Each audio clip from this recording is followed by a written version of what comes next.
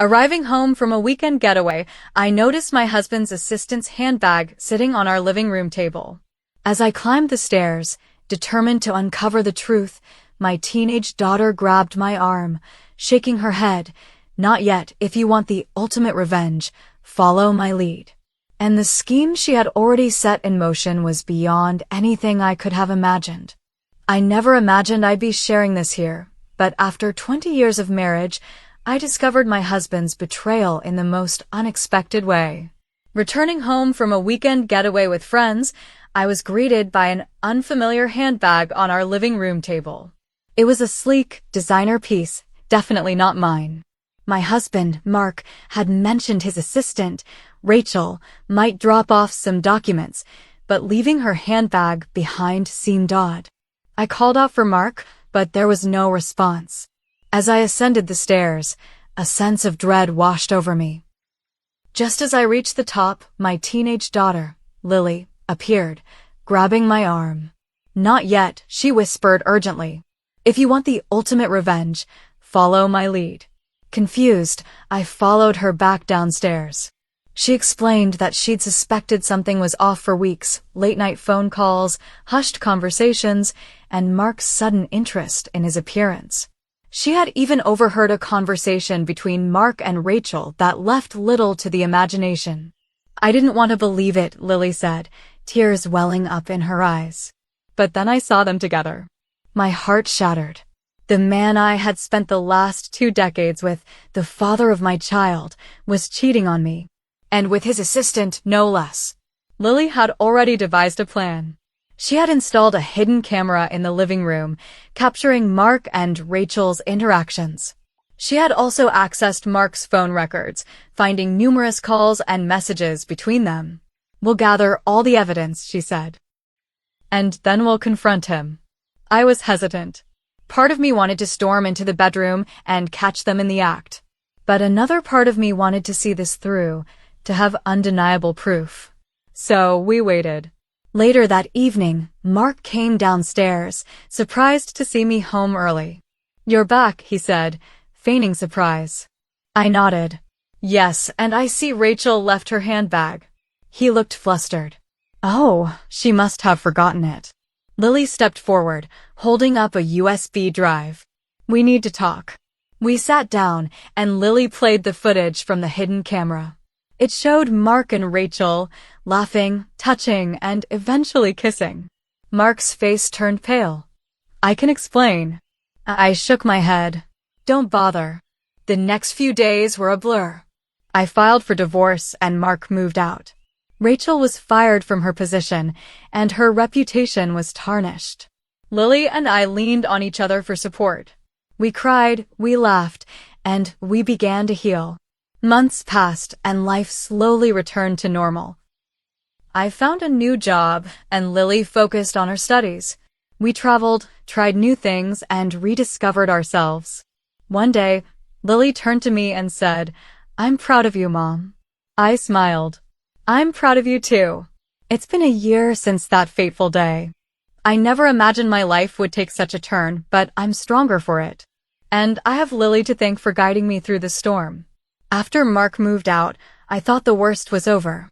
But I was wrong. The real storm was just beginning. 2 weeks later, I got a call from my sister who lives across town. She asked if I had seen Mark's latest Facebook post. I hadn't. I had unfollowed him to keep my sanity. She sent me a screenshot. There he was, smiling like nothing had happened, standing next to Rachel in front of a new apartment complex in downtown Dallas. The caption read, "New beginnings with the one who truly understands me." The nerve. I was shaking, not from heartbreak this time, but from anger. He had never once apologized. Not to me, not to Lily. He just walked out, and now he was parading Rachel like she was some prize. Like our 20 years together were a bad dream he finally woke up from. I showed Lily. She didn't say anything at first. Then she calmly stood up, walked to her room, and slammed the door shut. I followed her in, expecting tears. Instead, she was on her laptop, typing furiously. "I'm not done," she said without looking at me. "Done with what?" getting even. I should have stopped her, but I didn't. I knew she was hurt. I was hurt too. And truth be told, there was a part of me that wanted revenge just as badly. The next morning, Lily told me her friend's older brother worked at the building where Rachel used to live. An upscale condo where privacy meant everything and gossip was gold. He had seen Rachel there multiple times, long before Mark and I separated. That confirmed it. They'd been together while he was still in our bed, pretending to be my husband. Lily used her friend's contact to get a copy of some security camera footage. I didn't ask how. I didn't want to know. What I saw on that flash drive made my stomach turn. Rachel sneaking into the building late at night, sometimes with Mark, sometimes alone, always looking over her shoulder. Lily had put together a timeline that overlapped neatly with the times Mark told me he was working late or traveling for conferences. Lies. All of it. But it got worse. I started getting weird emails. Anonymous. No subject lines. No text. Just screenshots of Mark's bank transactions. Large withdrawals. Luxury store purchases. Hotel bills. Most of them from before he moved out. I thought maybe Lily was behind them, but she swore it wasn't her. Then one came with a message, "You should look deeper. It's not just about the affair." I couldn't sleep that night. I kept thinking, what else was he hiding? The next day, I called a friend of mine who worked at a credit union. We'd lost touch for a while, but when I told her everything, she agreed to help. She looked into Mark's accounts. Not just the ones I knew about. She found another. One I didn't even know existed. It was a business account, set up in his name and Rachel's. What kind of business? Real estate consulting. Mark had never mentioned it. Ever. I dug deeper. Turns out, a few months before our marriage fell apart, he started shifting money from our joint savings into that account. Thousands of dollars. Some of it meant for Lily's college fund. I felt sick. That night, I confronted him. I called and told him to meet me at a diner halfway between our places. He showed up smug, like he expected me to cry or beg for answers. I slid the printouts across the table. He froze. "You stole from me," I said. "From your daughter." He stuttered something about investments, about setting up for the future. I told him I had already contacted a lawyer. This wasn't just about a cheating husband anymore. This was about fraud. Then, the twist I never saw coming. Rachel was pregnant. Mark didn't say it out loud. He didn't have to.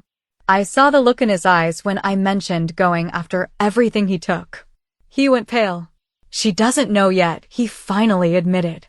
"We just found out." I laughed. Not because it was funny, but because it was pathetic.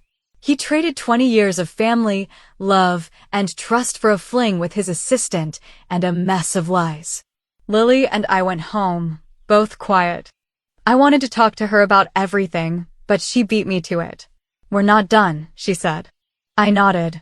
Neither of us knew what came next, but one thing was clear, we were going to hit him where it hurt.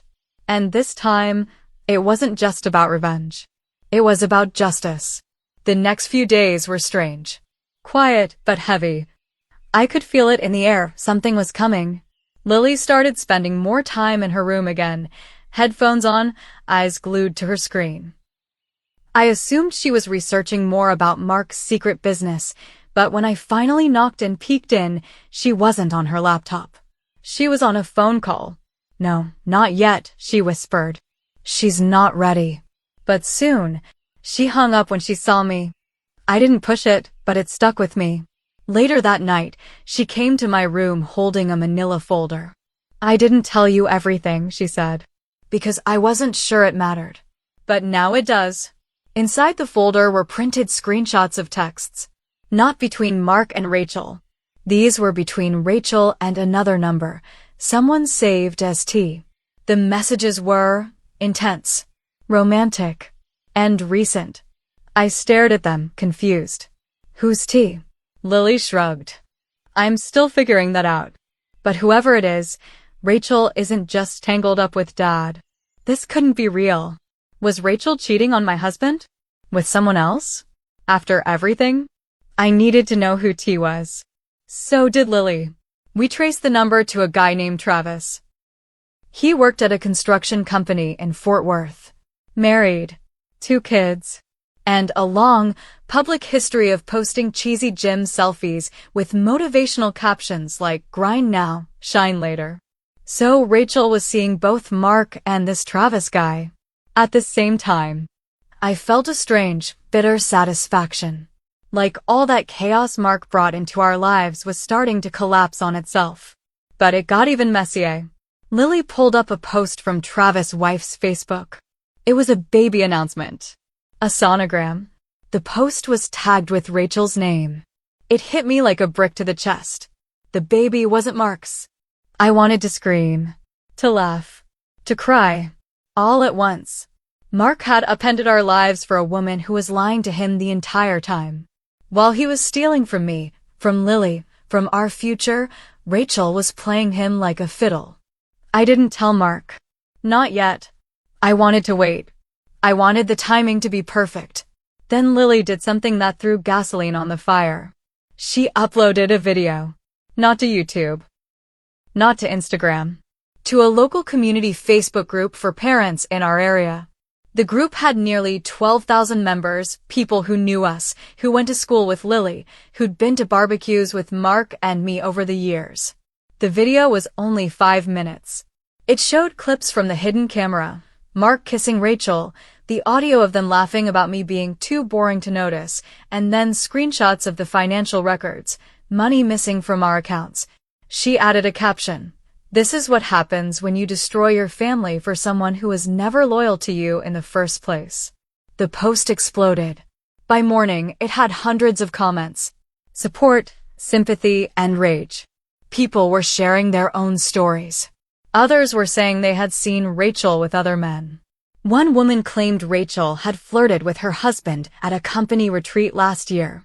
Another man said he fired Rachel from a receptionist job years ago because she was too friendly with married clients.